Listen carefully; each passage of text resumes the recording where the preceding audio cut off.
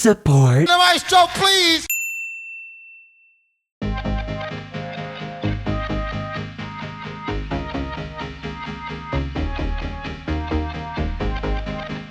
End of the month, so it's time to drop another pop analysis. And today we're going to be going over Olivia Rodrigo's new single that just dropped, Drop Dead. Olivia Rodrigo. Marking the second time we talked about Olivia Rodrigo, we first mentioned her way back in 2021 with Got my driver's license last week, just like we always talked about. Obviously, since then, she's continued to get a good number of hits, such as Good for you, you look happy and healthy, not me, if you ever cared to ask. and Bleed me dry like a goddamn vampire. Background. Drop Dead dropped on April 17th of 2026, debuting at number 1, where it currently sits as of the beginning of May. This is going to be off of her third upcoming album, You Seem Pretty Sad for a Girl So In Love, which is scheduled to be released on June 12th, 2026. It's the lead single and currently the only single from the album. In addition to Olivia Rodrigo, credit-wise on this, we also have Dan Nigro and Amy Allen. Obviously, we talked about Dan Nigro the first time when we talked about Olivia Rodrigo the first time on Driver's License, but we also mentioned him a bit more recently on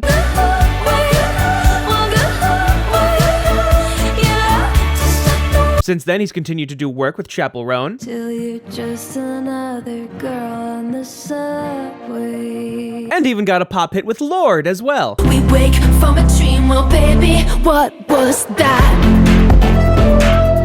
Amy Allen is a frequent flyer on Pop Analysis, with the last 2 times we mentioned her were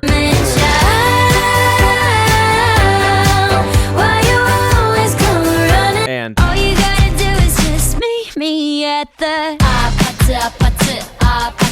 since then, she got another pop credit working with Sabrina Carpenter. Tears run down my thighs. A little initiative can And even got one with a different pop music Olivia. so easy to fall in love. So come Drop Dead is released solely by Geffen. Form. Drop Dead is listed as a synth pop and pop rock song, is 3 minutes 44 seconds, A flat major, 4/4 time, and 130 beats per minute. After the synth heavy intro, we get the first verse. I know that the bar closes at 11. We then get the first chorus, Oh, one night I was bored in bed. followed by the second verse, And I feel like I might throw up. Left hook, right punch to the gut. the second chorus, 'Cause I always had a vision of us standing like this on a bridge, Pisces and a Gemini, but a guitar solo, and then the third chorus, you're looking like an angel on the walls at first sight. which ultimately ends the song. Kiss me and then I drop dead.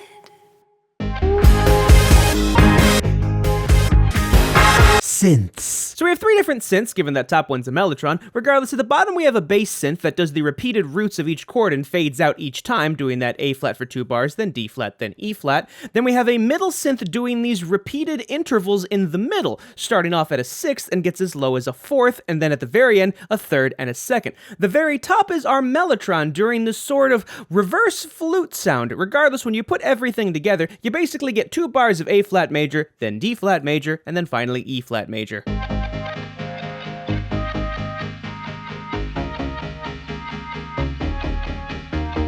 Once we get to the first chorus and we start building an intensity, the synths kind of drown out a little bit. We don't have the mellotron anymore. We still have that bass synth, given it's now doing whole notes, or in that last bar, a half note and 2/4. That middle interval synth that it was doing before is really only doing the top line, and we now have a lead synth over everything.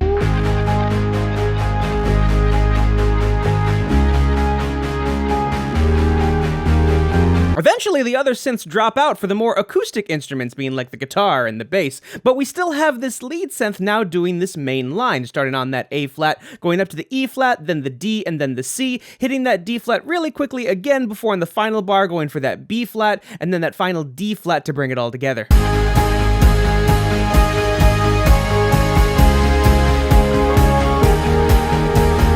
And then finally, we have the synth sort of building the C major chord before hitting that quick F at the end.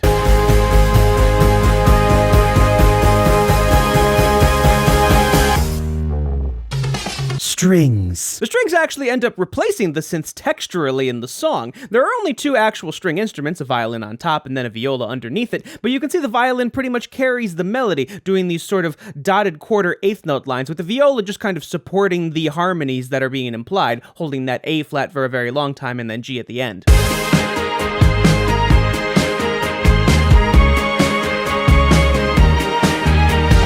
Once the second verse starts, though, they go to just doing that supporting harmonic figure, both of them.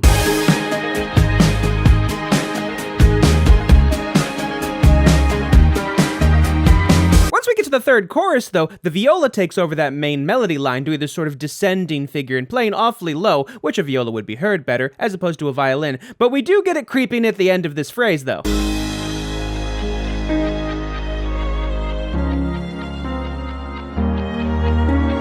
They then sort of do the same melody together, given there's some deviations, especially in that third bar, and even more so on that fourth one.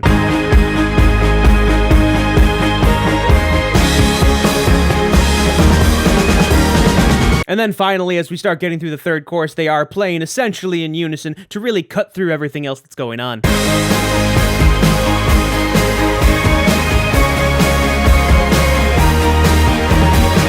Bass. Not to be confused with the bass synth we talked about earlier, the bass guitar actually doesn't come in until we actually get to the first chorus, during these sort of long held out notes, similar to what the bass synth was doing, but has that bass guitar flair to it in sort of these passing tones.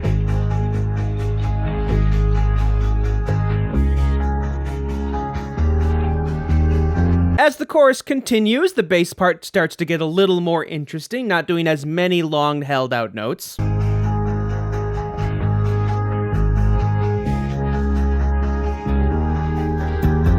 And then during the big build-up, we have these repeated eighth notes on that low A flat, then going to that D flat, and then finally hitting that E flat, but it kind of falls off of it.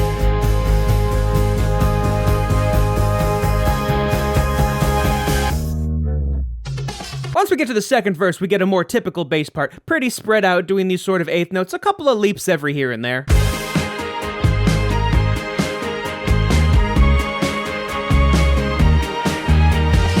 And it does even change the pattern every now and again. Again, still basically doing that 2 bars of A flat, then a D flat, and an E flat, but it's a bass guitar, so it makes things a bit more interesting and fun for the musician.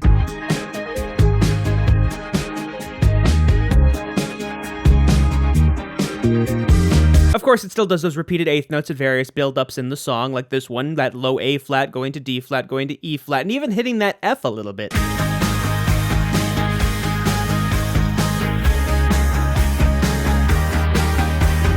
Guitar. We really don't clearly hear the electric guitar until the end during the bridge. Now, it is just repeating what the bass was doing, give it an octave higher because it's an electric guitar, not a bass guitar, doing that A flat, that D flat, and that E flat.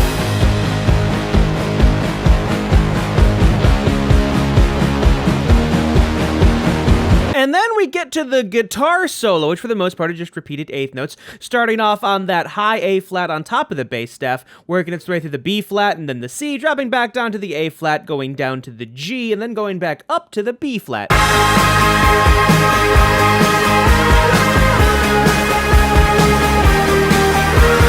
It repeats that for the first 2 bars, but then does this chromatic descending figure all the way to that E flat.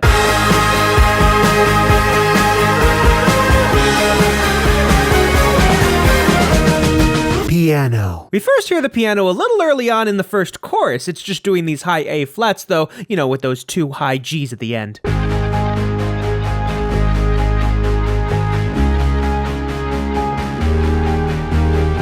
Later on in the second chorus, though, we actually get the piano playing full chords, doing an A flat major over C for 3 bars, and then an E flat major over B flat.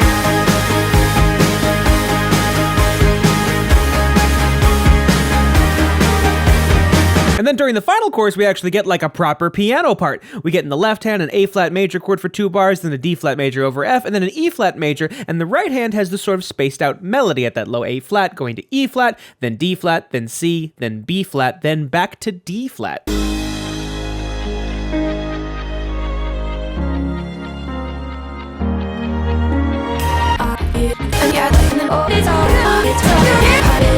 Verse. Olivia Rodrigo starts the first verse very low in her range, that low A flat not even getting above the C, and rhythmically quite simplistic. For the most part, just quarter notes and eighth notes. Yes, there are some melismas and some ties over bars, and it even ends with a dotted half, but still very simplistic rhythmically. I know that the bar closes at 11.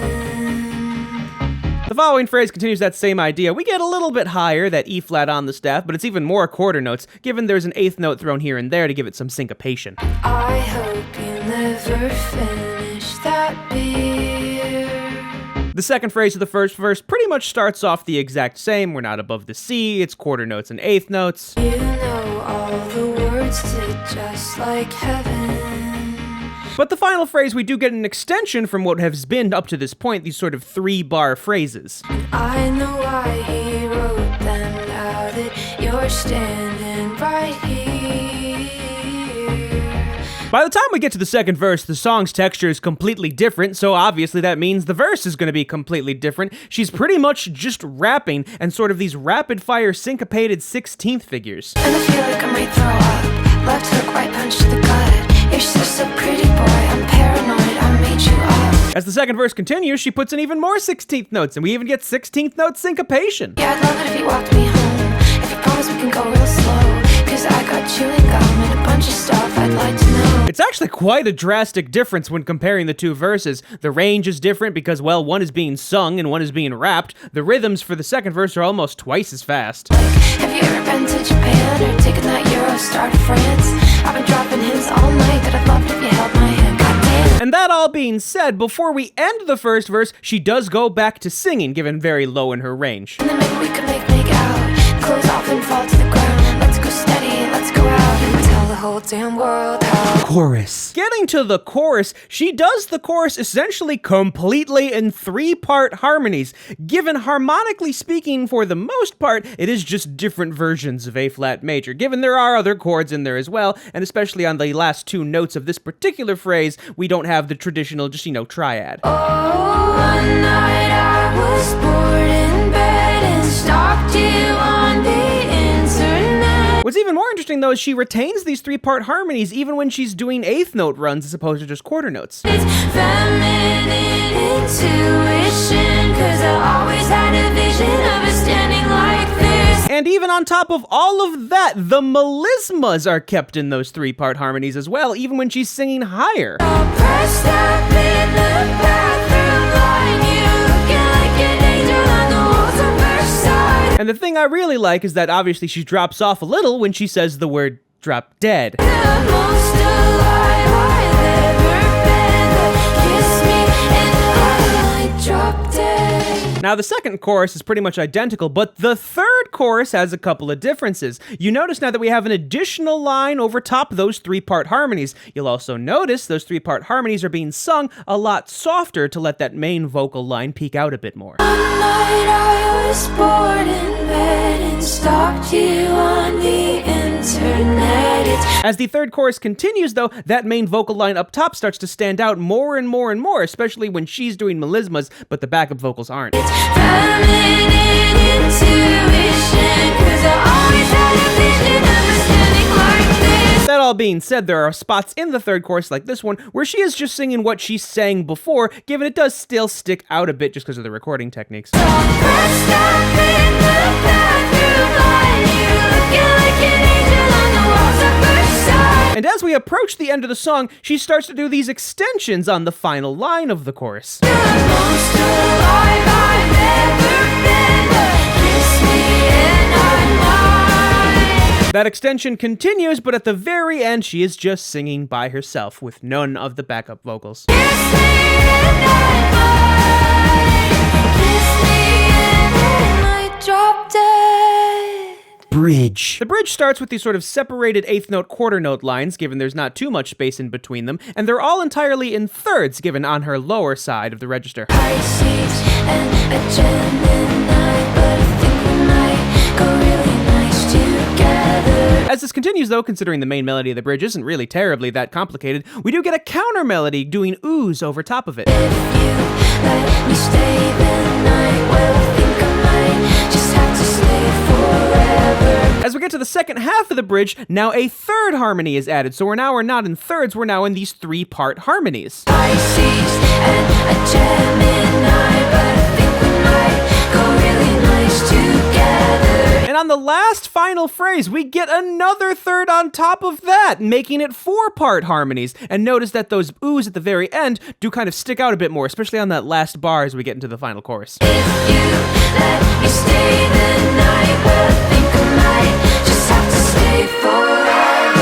I will say, coming from Driver's License, I like how Olivia Rodrigo's style has developed into more of this sort of pseudo-pop rock sort of thing. It's very nice, especially in an age of mostly electronic instruments and synths and what have you. Obviously, there are still synths in this, but, guitars and drums and, that sort of rock feel, almost emblematic of Paramore back in the day, honestly. Regardless, I think this is also a great example of how this song develops over time. Each section is pretty much different, and the whole thing develops. There's no sort of repeated section, especially texturally.